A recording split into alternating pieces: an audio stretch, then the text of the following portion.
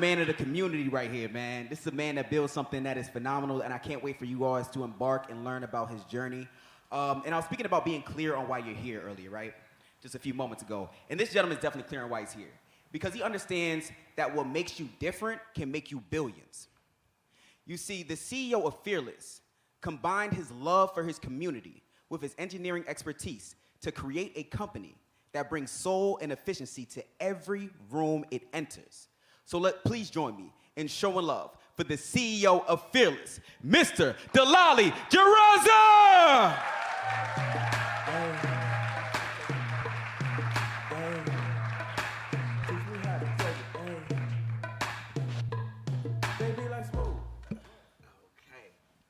Yeah. Excited, man. You excited? Yes, sir. You look good, man. You too, man. Yes, I like indeed. the green, looking fresh up there, man.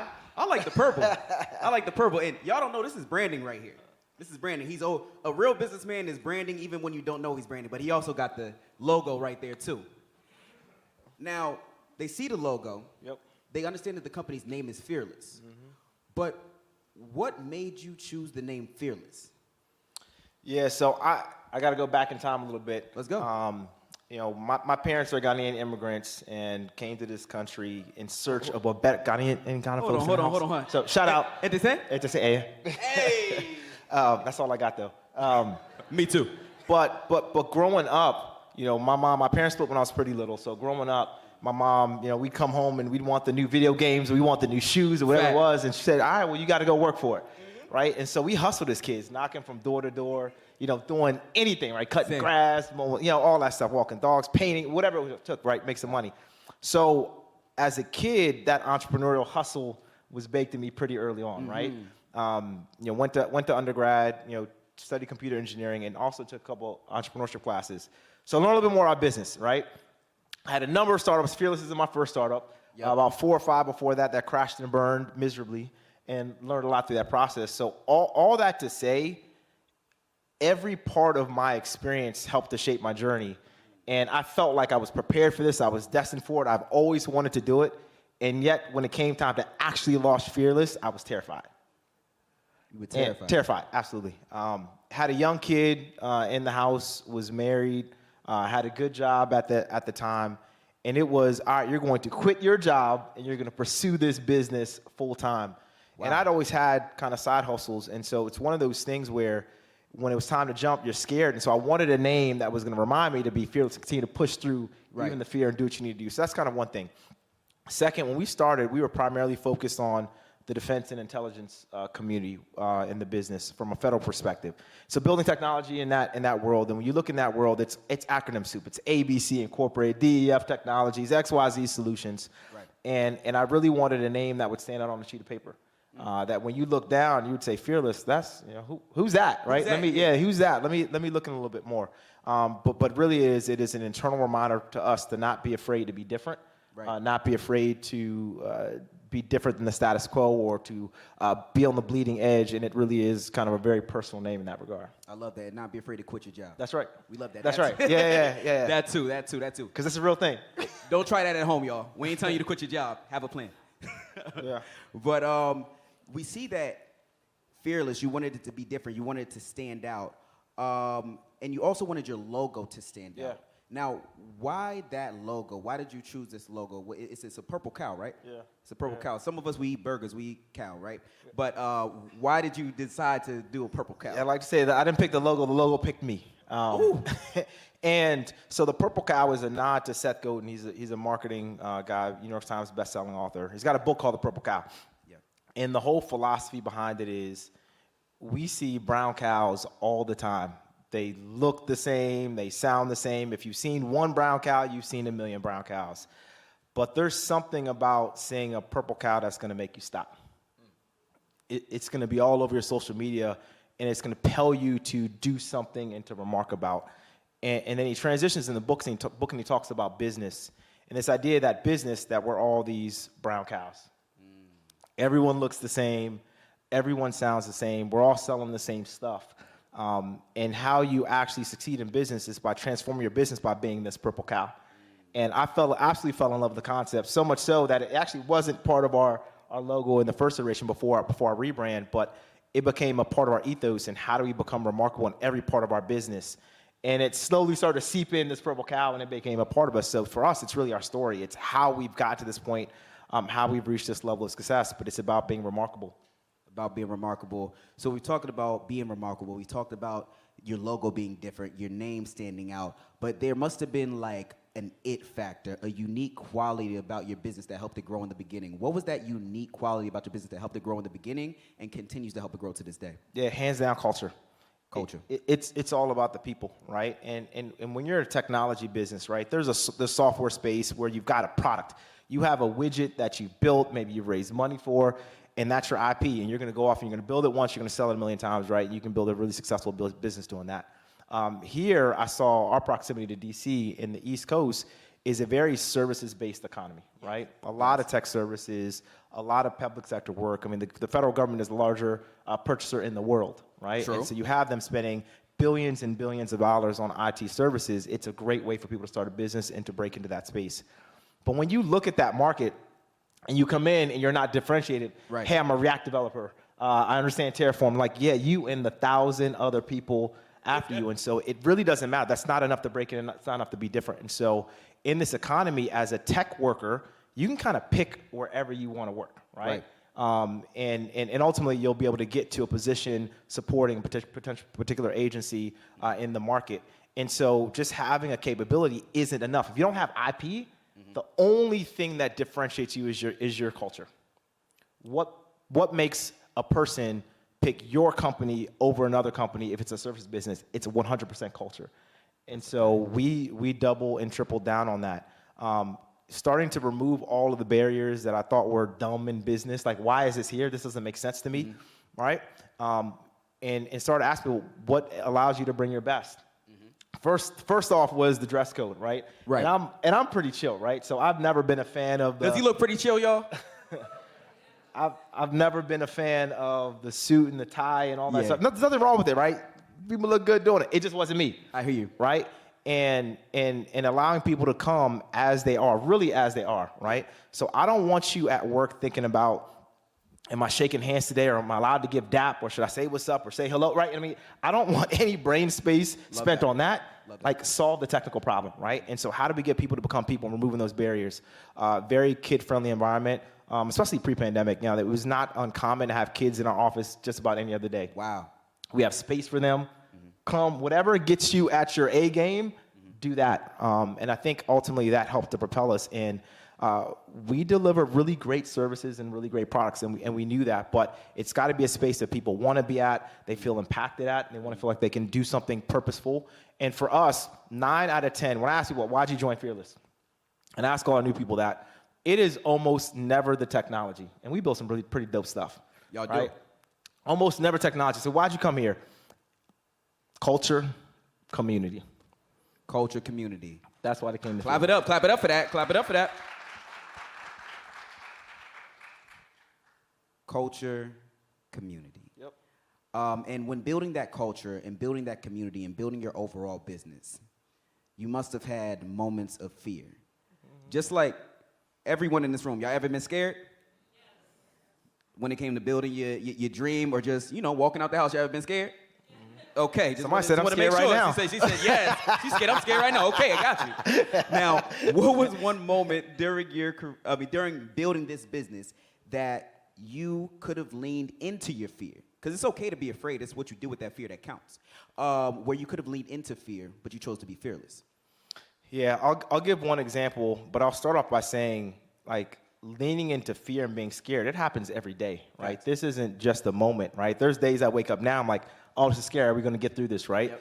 But what happens is, as you start to lean into that fear and you realize, okay, we made it, right? It starts to build up muscle memory. You've got a journal and a history of being able to look back and say, we did it this time. We did it this time. We did it this time.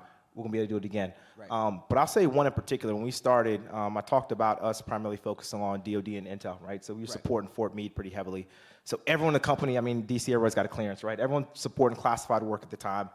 And we knew we wanted to continue to make impact. People would say, like, your company sounds pretty cool. What do you do? Can't tell you. Cool. Who's your customer? Can't tell you. Classified. Okay, do you have a portfolio? Yes. Where is it? Can't show you. Classified, right? And so when you think about trying to break out of a space like that, and we knew we wanted to make impact in other markets and in healthcare and social justice issues we want to tackle, we couldn't break out of that market because we had nothing to show, we had nothing to talk about. And so at that point, we decided to leave the Fort Meade area and we moved into downtown Baltimore. And people were asking, well, why are you moving further away from your customer? That doesn't make any sense. And we knew that there was impact we wanted to make on that community. Correct. And help to really lean in and invest in the city. And so when we started, we had one contract that didn't require clearances, supporting the Small Business Administration. That's all it takes. We had built some technology that they saw online and gave us a call, and we ended up getting a sole source to bring that tech in-house into the agency. But at that point, it was our only project that didn't require cleared people, and so we hired people without clearances. But if that project went away, half the company was gone. Gone. And so it was a pretty risky move. And everyone said I was crazy. Stay where we are, focus on where we were sitting at. Yeah. And we decided to move downtown anyway, and really lean into Baltimore. And so when we started off in Baltimore City, we were about 14 people at the time after that contract. So that contract doubled us. We were 7 before that. That contract doubled us to about 14 people in 2010, 2016. And we started to scale from there. And to me, if I think about a pivotal moment in our history when, again, we doubled down on the people, doubled down on the impact and the projects we wanted to do, and really started leaning into the community and supporting and leaning into Baltimore City and a bunch of tech programs and supporting the youth in the city, that's when everything changed for us as an organization. You fast forward a couple years later, we're the largest software developer in the region, largest Black-owned business in the region. And one of the fastest growing in the country. So I love that. It worked. I love that. You see what leaning into fear and just saying, it's okay, fear, we'll be all right. And just going forward does, just taking that next step does. Now, you took that next step and you're the biggest, right? Yep. Everybody say the biggest. Because they need to know that. That's big. That's big. Yep. You went from being the 7 to being the biggest.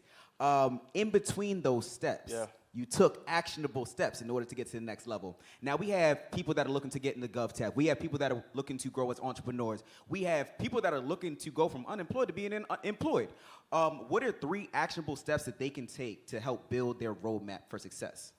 Yeah. If you're thinking about starting a business, right, there are a couple paths you can take, right? If you're going straight technologist, you got to really be at the top of your game, right? You've got to come in and be a bona fide expert in this technology space, right? In whatever area you may be in, right? So maybe it's HCD, maybe it's Terraform, maybe you're the best Python developer on the planet. Whatever it is, you really got to know your lane, right, to break in that way.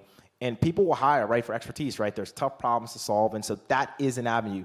But many of us, all right, maybe we're mid-level, maybe we're senior, but we're not the top tier, and that's okay. What I advise folks in that space is learn some domain expertise. So let's say if you want to do business and get a contract with the IRS, you should know something about taxes, right? You ought to know their business, right? You don't want to show up on day one and say, oh, I'm a dope developer, and all right, well, tell me what all your problems are and tell me how this business works, right? You should come in understand that business, so do your homework, which is why focus is so important.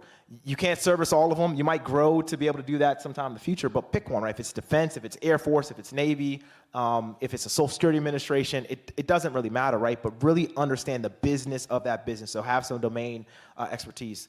I'd say the next thing on your roadmap is really figure out a path and how do they purchase, right? Are they buying what it is that you sell? And so you can do market research. The beauty about public sector is most of that stuff is public domain. So you can look up in databases, are they buying what it is that I want to sell? And if no one is buying what it is you want to sell, you either need a new customer or you need a new product, right? And so one of those 2 things needs to change. And then it is network, network, network, network. And did I say network? And the way you do that, again, start off with one place, one agency, one customer, and get to know everyone in that space. If someone from that agency is speaking somewhere, you go check them out. You introduce yourself. And it's not just about the government people that may work at that particular place. You go to all the prime contractors. Again, public data. Who is winning these contracts? Find the companies that are winning the contracts and start networking with them. Most agencies will have some sort of trade organization where people meet up. There's luncheons, talks that they do, speaker series, things like that. Start going to those and start building those relationships, because ultimately those may be your first sets of customers. And so build a relationship. And the next thing really is start. You can be so paralyzed with all of the information and everything that you need to do that you never actually start.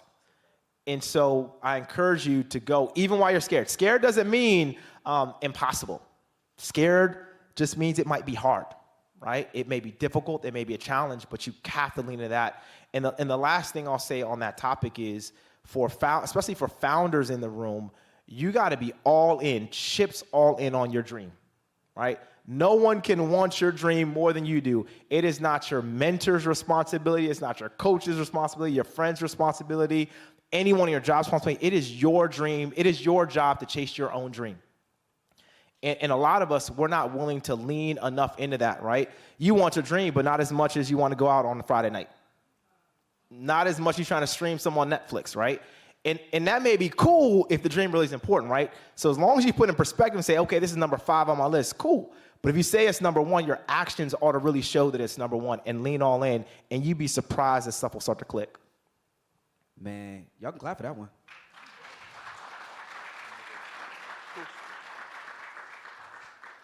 So I'm sure y'all got questions, right?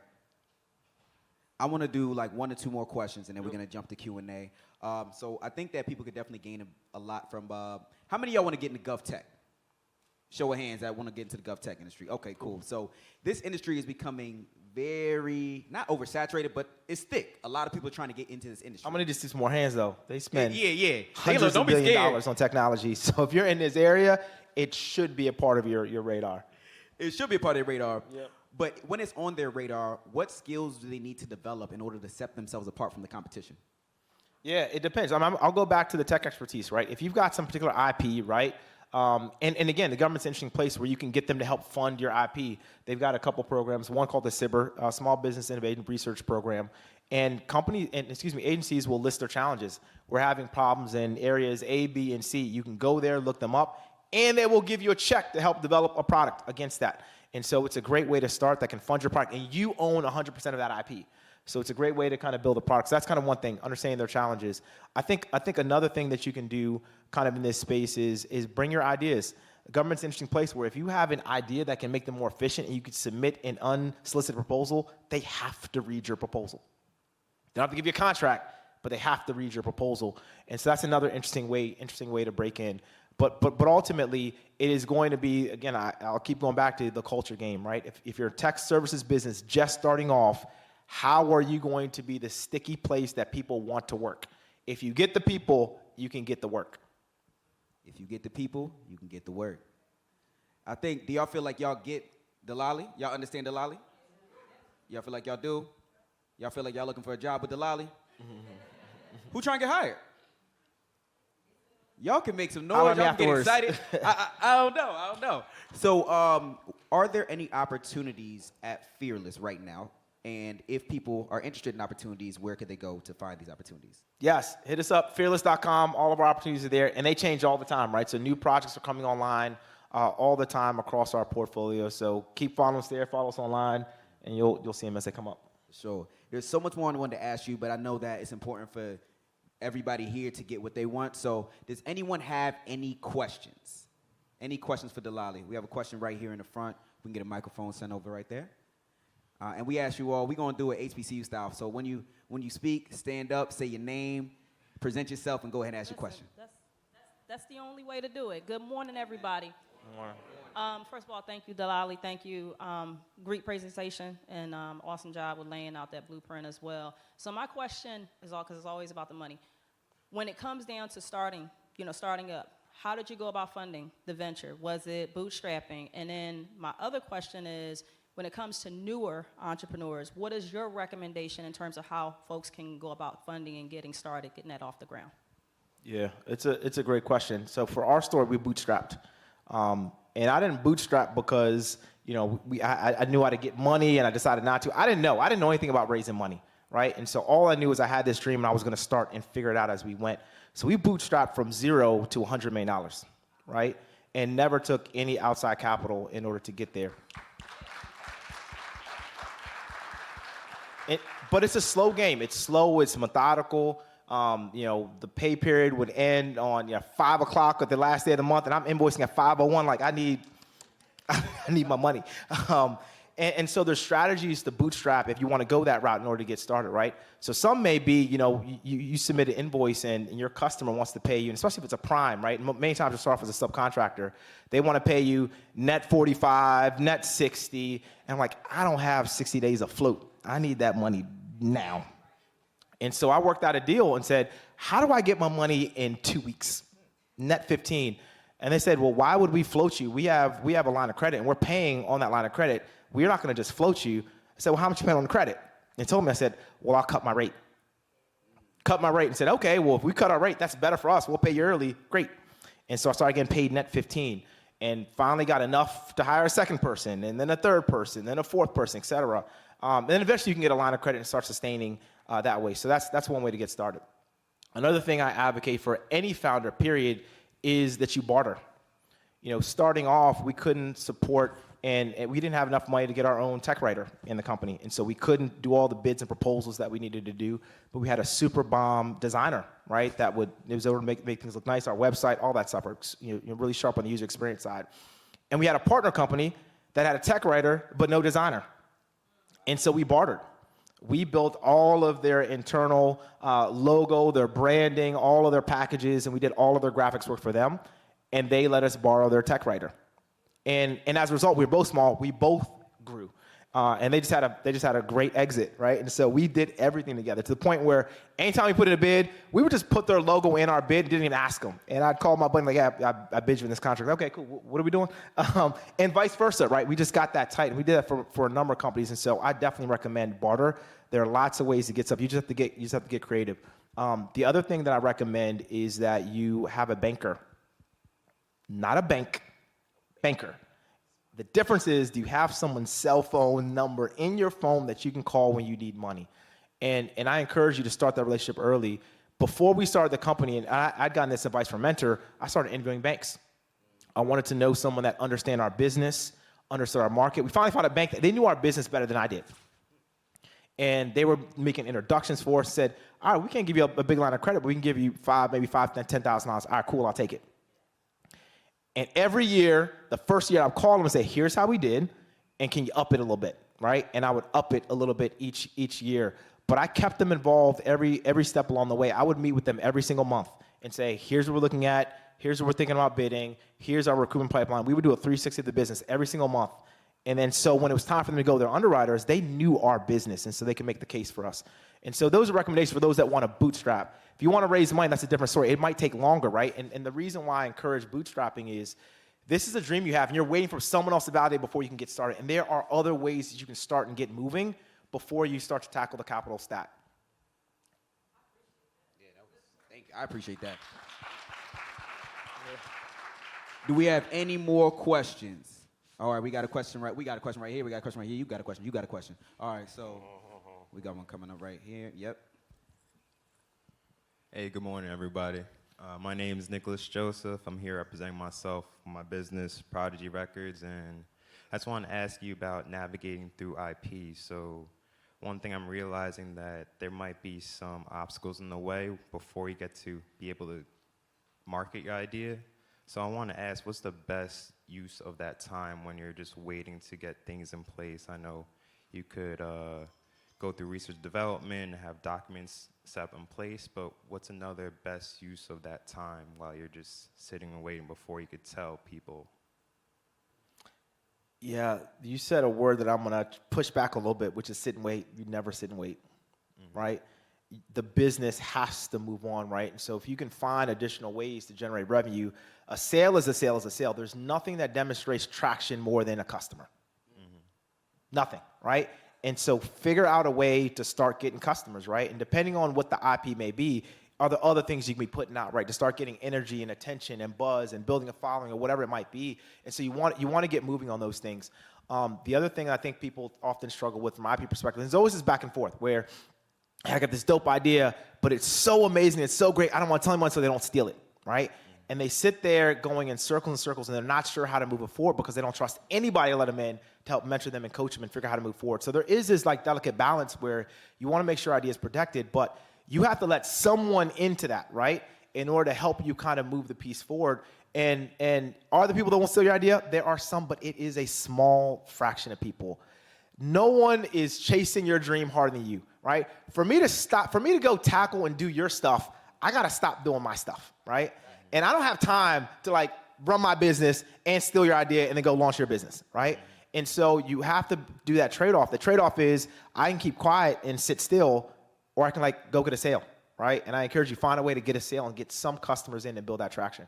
Okay. And other than looking to build that sale, what's another thing you would emphasize to look ahead to? Say it one more time. What's another thing or another actionable item you could look to plan ahead for in these moments? Something other than get a sale, get more sales. Like, okay. I mean, to me, like, so, all of the founders that I talk to, in fact, my wife is launching another business now, and we're working through the business plan. And what I tell them is, okay, I got the business plan done. What should I do now? Go talk to 50 people and tell them what you're doing. And you're going to validate. By the time you finish talking to 50 people, you will know if this is real or not, right? Is there market? Because whatever your idea is right now, I promise you it's wrong. The market will tell you, and you're going to have to pivot, right? Pivot as you go in. So the faster you get to the right thing, the better, but you don't get there until you talk to people, right? So you got to tease it. Is it real? Would you buy it? And there's a difference between like, would you buy it and did you buy it, right? A lot of us would buy something. Hey, support black business, but did you cut the check, right?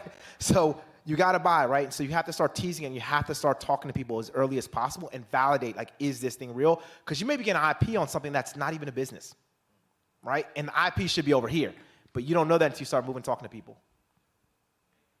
Wow. That was a great note to end on. So that was a great round of applause, if I was speaking possibly. I want y'all to please give a big round of applause for our keynote speaker, Delali Dzirasa!